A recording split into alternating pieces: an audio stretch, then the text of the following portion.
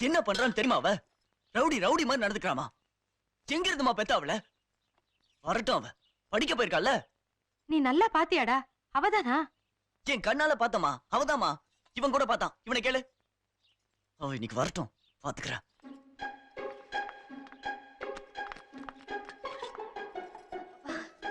இந்த வாத்தியாருங்க ஒரே நாள்ல மொத்தமா தலையில ஏத்த ட்ரை பண்றாங்க. ஒரே டயர்டு. அம்மா, ஒரு நல்ல ஃபில்டர் காஃபி போட்டு கொடுமா.